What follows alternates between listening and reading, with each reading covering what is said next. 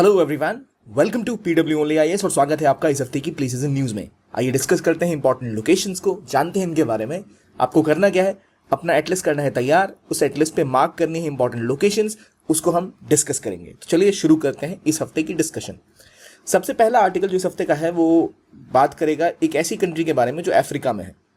कुछ रीजन्स हमें ओशंस वाले भी देखने को मिलेंगे। तो इस इलाके में आप मुझे बताइए लेसोथो कहाँ पर है और एस्टोविनी कहाँ पर है, क्योंकि दोनों ही कंट्रीज लगातार न्यूज में थी। इनमें से कौन सी कंट्री ऐसी है जो चारों तरफ से एक ही देश के द्वारा घिरी हुई है और कहाँ पर है ये?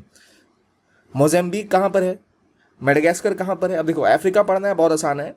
ये वाला हिस्सा टूटा हुआ जो अलग सा है इसे हम क्या कहते हैं? मेडागास्कर। इसको हम पहले भी मैपिंग में कर चुके हैं। ये है मेडागास्कर।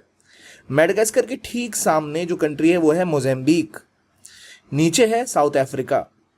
इधर आपको एक कंट्री दिखेगी, कौन सी है? नामीबिया, जिसके नामीब डेजर्ट है। तो आप ना इस तरह से बना लो, ये है हॉर्न ऑफ अफ्रीका, यहाँ पर है सीड, सोमालिया, इथोपिया, इरिट्रिया और डिफो जिबूटी। तो यहाँ ऊपर से नीचे तक कंट्री इस तरह आप याद कर सकते हो। यहाँ आपको ऊपर सूडान मिलेगा, उसके ऊपर इजिप्ट मिलेगा, नीचे इथोपिया लैंडलॉक कंट्री है।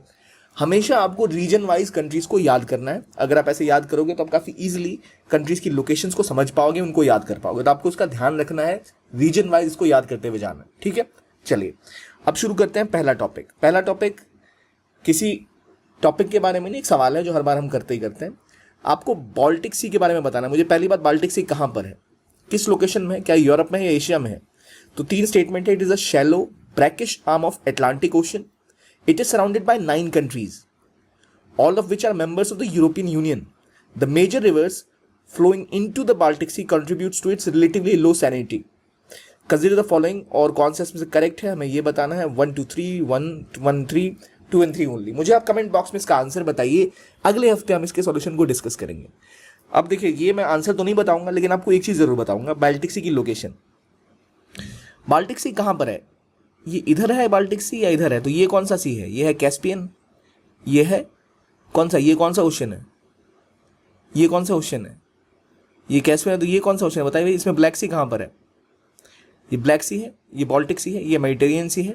तो बाल्टिक सी में ही आपकी यहाँ पर कंट्रीज आती हैं। और मेजरली ये भी कहा जाता है कि बाल्टिक सी जो है वो थोड़ी कम खारी है, मतलब सैलिनिटी उसमें कम है। तो तीसरा ऑप्शन आपका बिल्कुल सही है। आप मुझे बताइए पहले दूसरे में कौन सा ऑप्शन सही है या तीनों सही है?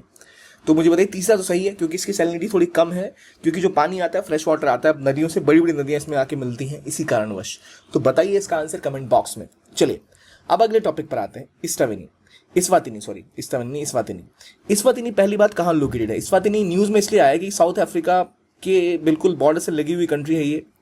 साउथ अफ्रीका के अंदर असल में 2 कंट्रीज हैं, एक है लेसोथो और एक है इस्वातिनी। इसे स्वाजीलैंड भी पहले कहते थे।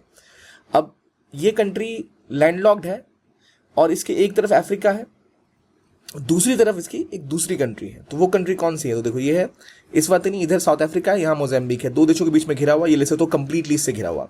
अब इस्वातिनी न्यूज में क्यों आई? क्योंकि यहाँ पर असल में एक तो पहले मोनार्की है ये, और यहाँ पर हुआ ये कि अमेरिका ने कुछ लोगों को अपने देश के विस्थापित किया, भेजा बाहर के, भाई इलीगल लोग हैं। लेकिन कमाल की बात यह है, जब यूनाइटेड स्टेट ने डिपोर्ट किया तो वहाँ जमैका, लाओस, क्यूबा, यमन और वियतनाम के लोगों को भी इस्वातिनी में डिपोर्ट कर दिया। मुझे थोड़ी हंसी भी आ रही है सोच के कि सोचो इंडिया में आपको कुछ लोग मिले जो क्रिमिनल्स हैं, पाकिस्तान, बांग्लादेश और इराक और ईरान, सीरिया से मिले, उनको उठा के आप भूटान भेज दो। भाई हमने इनको डिपोर्ट कर दिया, क्रिमिनल है। तो भाई भूटान गए ना, भाई हमारे पास क्या, हमें क्यों भेजो आतंकवादी? तो कुछ ऐसा ही इस्वातिनी के साथ हुआ। इनका कहना है कि भाई आप ये क्या कर रहे हो, डिपोर्ट करना है डिपोर्ट करो, ये लाओस, कंबोडिया और यहाँ यमन और वियतनाम के लोगों को यहाँ क्यों भेज रहे हो? तो ये कहा जा रहा है कि यूएसए असल में कर क्या रहा है कि वो एक छोटी गरीब कंट्री को डंपिंग ग्राउंड बना रहा है। अभी तक क्या होता था, कचरा देशों का ना, जिसे कहते हैं, चाइना क्या करता है, गुड्स की डंपिंग करता है। जो सामान एक्स्ट्रा हो जाता है उसको सस्ती दरों पर किसी देश में डंप कर देता है, और वो डंपिंग होने के बाद उस देश में सामान आता है तो वो देश का मार्केट तबाह हो जाता है, वो कुछ कर नहीं पाते। यहाँ इस्वातिनी में क्या हो रहा है, अमेरिका गुड्स को डंप नहीं कर रहा, अमेरिका क्या कर रहा है, क्रिमिनल्स को डंप कर रहा है। क्रिमिनल्स उठा के अपने जो एक्स्ट्रा पकड़े गए दूसरे देश वाले, उसको यहाँ पर आगे भर रहे हैं। अब इस देश का होगा क्या? ऐसे में तो बहुत यहाँ दिक्कत हो जाएगी। थर्ड वर्ल्ड कंट्री ऐसा करके झेल कैसे पाएगी, और कैसे अमेरिका ही कर रहा है? तो ह्यूमन राइट लीडर्स ने, अपोजिशन लीडर्स ने इसका जम के विरोध किया है, कंडेम किया है। तो याद रखिए इस्वातिनी कहाँ लोकेटेड है? इट्स इन अफ्रीका, नीचे सदर्न अफ्रीका में है, 2 देशों के साथ घिरी हुई है। एक देश कौन सा है भाई? पहला देश ये है साउथ अफ्रीका, और दूसरा कौन सा है जो आपको दिख रहा है इस नक्शे पर? दूसरा कौन सा है? दूसरा है क्लियरली मोज़ेम्बिक, तो आप ऐसे भी याद कर सकते हो। मोज़ेम्बिक की साइड में यहाँ पे जाम्बिया है, जिम्बाब्वे है, यहाँ बोत्सवाना है, ऊपर जाम्बिया। तो इस तरह से ना आपको लैंडलॉक कंट्रीज याद हो जाएंगी, ऊपर डीआरसी वगैरह। हमेशा रीजन को एक बार में कर लो, इसलिए मैंने ये मैप लगा दिया कि यहाँ की सारी कंट्रीज तो याद रहेंगी। रेफरेंस पॉइंट हमारा क्या है? हमारा रेफरेंस पॉइंट है मेडागास्कर, उससे हम देशों को इस साइड याद कर सकते हैं। ठीक है, तो ये लोकेशन थोड़ी यहाँ से याद हो गया। जैसे जाम्बिया है, ये भी बहुत इंपॉर्टेंट कंट्री है।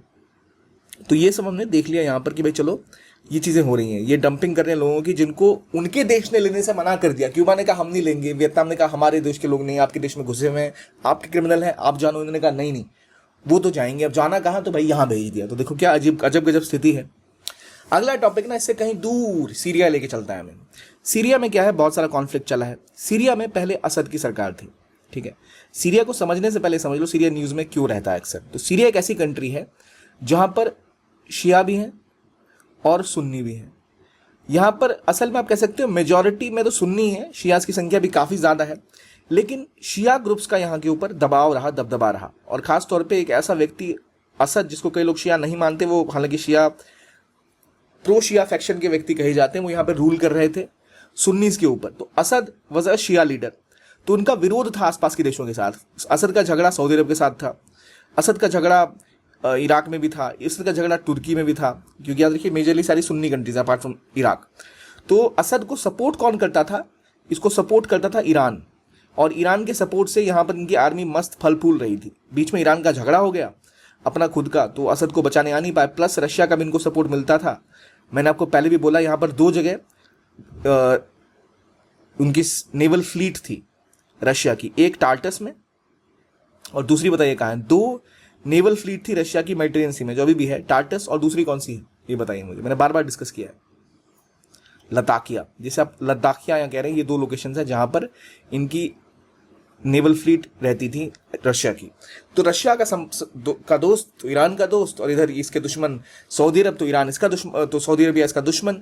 तो हुआ ये कि तुर्की भी चाहता था कि हम यहाँ तबाह करें, और तुर्की का लोड ये था कि तुर्की को यहाँ पर इस इलाके में जो लोग रहते हैं, ये लोग होते हैं कौन से पता है? ये हैं कुर्द। तो मुख्य रूप से इनके देश में तीन तरह के लोग रहते हैं, कुर्द, शिया और सुन्नी। तो आपको कुर्द वाले रेड में दिख रहे हैं, ये आपको हल्के ब्लूइश है ना, इस इलाके में मोस्टली आपके सुन्नी शिया मिक्स था। और यहाँ कोने में जा देखो सुवायदा और दारा, यहाँ पर द्रूज रहते हैं। द्रूज भी एक प्रकार के शिया ही कह सकते हैं, पर नॉर्मल शिया से थोड़े अलग हैं, लेकिन सुन्नियों से तो बिल्कुल ही अलग है। तो यहाँ द्रूज, यहाँ कुर्द, और बाकी में आपका शिया सुन्नी का मिक्स, जिसमें शियाज की संख्या थोड़ी ज़्यादा है कुछ कुछ इलाकों में। तो जब तक यहाँ पर असद का कंट्रोल था, तो हर इलाके में वो थोड़ा बहुत ऑटोनॉमी देके रखते थे। चलो भाई द्रूज लोग यहाँ अपना देख लो, हम तुम्हारे मामले में टांग नहीं अड़ाएंगे, बस हमारे खिलाफ विद्रोह मत करना। कुर्दों को यहाँ थोड़ा सा उनसे लड़ाई हुई, पर बाद में कुर्दों को कहा कुर्द लोग भाई तुम लोग भी अपना अपना देख लो। तो इन्होंने अपना SDF बनाया हुआ था, सीरियन डेमोक्रेटिक फ्रंट। कई तरह के अलग अलग ग्रुप्स थे। तो वहाँ यहाँ पर असल में जो डार्क ब्लू दिख रहा है, ये वाला ब्लूइश, इसके ऊपर कंट्रोल असल में था असद का। लेकिन मौका मिलते ही तुर्की के ग्रुप्स ने हमला किया, और इनका ग्रुप था हैयत तहरीर अल शम, HTS। इसने हमला करके असद को भगाया। यहाँ से भगाते इस पूरे इलाके पे अभी HTS का कब्जा है। सीरियन की सरकार भी HTS के कब्जे में आ गई। जैसे ही कब्जे में आई तो उन्होंने अपना दबदबा बढ़ाना स्टार्ट किया। उन्होंने क्या किया, पहले तो कुर्दों पर हमला करना स्टार्ट किया, लेकिन एक और ग्रुप जो इनके निशाने में था वो था द्रूज को इनका सपोर्ट मिलता था। इनकी आर्मी ने कहा अब हम द्रूज को बचाने नहीं आएंगे, अपना खुद का देख लो। तो ये जगह है सुवायदा, यहाँ पर द्रूज लोगों की जनसंख्या ज़्यादा है, और द्रूजों को हमेशा सपोर्ट रहा है इनडायरेक्टली। लेकिन इनका विवाद यहाँ पर चलता रहता है एक और ग्रुप के साथ, जो आपको दिख रहे हैं यहाँ सुवेदा का इलाका है, और यहाँ इनका कॉन्फ्लिक्ट एक और देश के साथ चलता रहता है। एक और इलाके जो यहाँ मैप पे नहीं है, ये इलाका देख रही है, यहाँ द्रूज पॉपुलेशन रहती है। इनका मुकाबला यहाँ चलता रहता है बिदोइन से। यहीं पर दरा के पास बिदोइन रहते हैं, बिदोइन। तो बिदोइन एक सुन्नी ट्राइबल ग्रुप है, और द्रूज जो है मोस्टली शिया है, या फिर प्रो शिया, थोड़े से सिंक्रेटिक से हैं, मिक्सअप है कई कल्चर्स का। तो इनको सुन्नियों को इनसे दिक्कत है। तो बिदोइन और द्रूज के बीच में झगड़ा चलता था पहले भी, तो डर के मारे बिदोइन वाले कुछ इनको करते नहीं थे। अब क्या हुआ कि इनकी आर्मी, सीनियर आर्मी ने कहा हम अपनी फौज यहाँ से हटा रहे हैं, खुद का देख लो। तो द्रूजों को मारना बोधियन ने स्टार्ट किया, जो कि मोस्टली एक सुन्नी ट्राइबल ग्रुप थे। तो इस लड़ाई के बाद अब द्रूज लोगों का कहना भाई हमें तो अकेले छोड़ के चले गए। तो इनको बचाने कौन आया? इजराइल बचाने गया। इजराइल को टांग यहाँ फंसानी थी, उसने फंसा दी, उसने बमबारी स्टार्ट कर दी। वैसे द्रूजों का कुछ विशेष मोहब्बत इजराइल को इनसे नहीं है, लेकिन यहाँ मौका दिखा, सीरिया पे 4 बम मार दिए इन्होंने, तो वहाँ पर हमले किए हैं। तो हुआ ये है कि ये रिसेंटली जुलाई 2005 में भी दमास्कस और सुवादिया का जो हाईवे था वो बिल्कुल ब्लॉक किया गया, और यहाँ पर द्रूजों की खुद की भी आर्मी थी। उन्होंने कुछ बिदोइन जो लोग थे उनको कब्जे में कर लिया, उनको किडनैप कर लिया। उसके बाद यहाँ पर एक जंग की स्थिति बन गई बिदोइन जो ट्राइबल फाइटर्स थे और द्रूज जो मिलिशियाज थे उनके बीच में। देखिए, जब भी आप इस मैप को देखें ना, आपको इंडिया से कंपेयर मत करना। एक सरकार है तो उसकी आर्मी है, पुलिस है, जहां जिसका पावर वहां उसकी लाठी, वहां उसकी भैंस। तो ठीक वही यहां चल रहा था। तो द्रूज और बुदों के बीच में लड़ाई थी, जो बिदोइन ट्राइबल फाइटर्स थे इनके खिलाफ। तो बिदोइन लोगों ने फिर घुस के द्रूजों को मारना उनके इलाके में स्टार्ट किया। तो आर्मी पीछे हट गई वहां से, और जब वो पीछे हटी तो इसका मतलब था जो ये दारा के प्रोविंस है, दारा के प्रोविंस में जो बिदोइन ट्राइब्स हैं, इनके पास पावर थोड़ी सी ज़्यादा है और प्लस इनको सरकार का भी सपोर्ट प्राप्त है। तो इन्होंने बहुत लोगों को मारना स्टार्ट किया, फायरिंग बढ़ गई। तो उसके बाद यहाँ पर इजराइल ने भी बम गिराने स्टार्ट कर देगा, हम भी नहीं छोड़ेंगे। तो ये लड़ाई यहाँ पर बढ़ गई, क्योंकि देखिए मैं बता रहा था एसटीएस का कब्जा है सीरिया के ऊपर।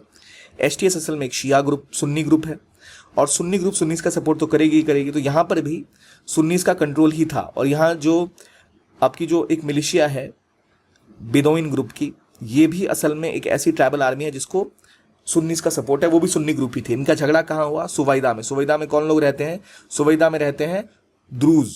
द्रूज क्रिश्चियंस नहीं होते, Druze are type of Muslims, Shia type Muslims.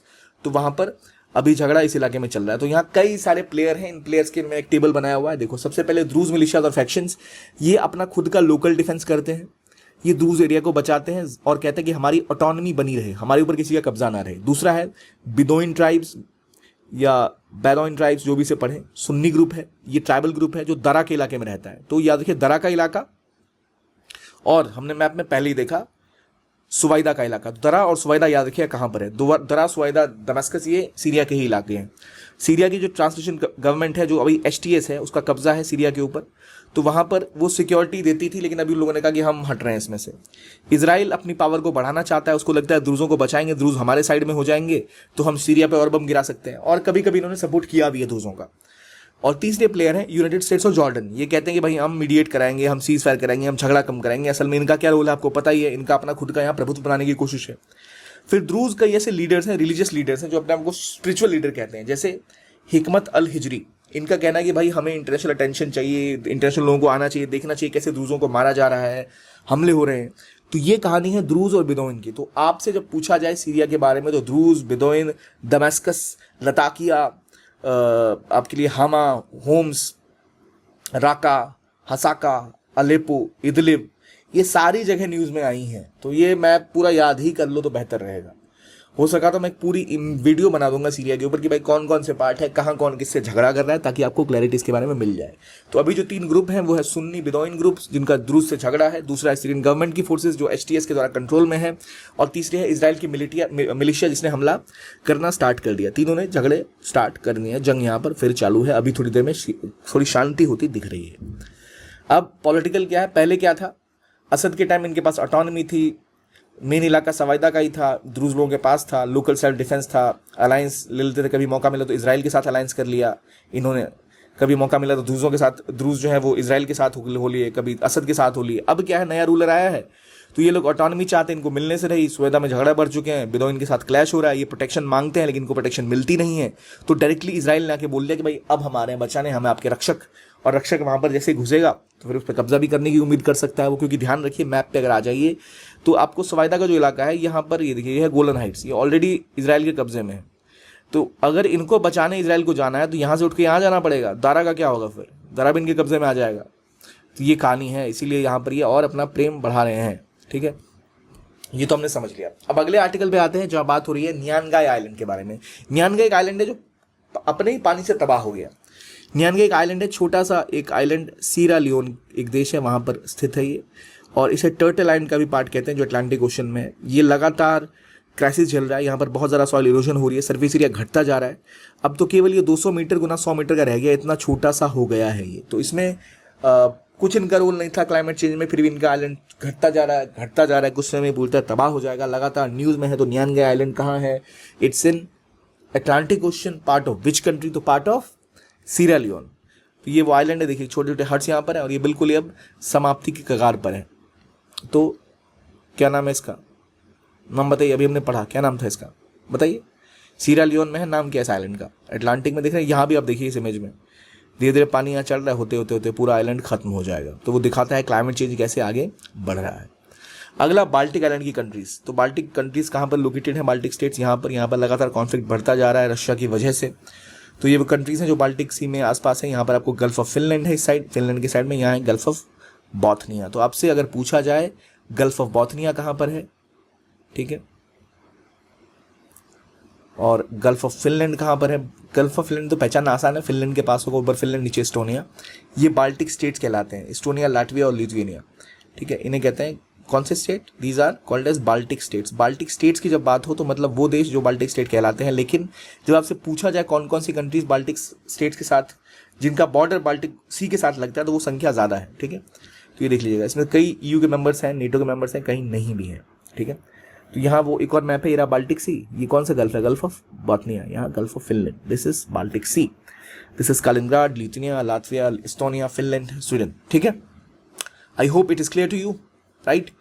तो ये कहानी है। अब जो कुछ लोकेशन में देखिए, सुवाइदा, सीरिया की वायलेंस बहुत ज़्यादा है। इस्तामिनी यहाँ पर US डिपोर्टेशन करा। और एक सबीना पार्क है जमैका में, जहाँ पे आंद्रे रसल का रिटायरमेंट हुआ। तो Jamaica is in your area of कैरिबियंस।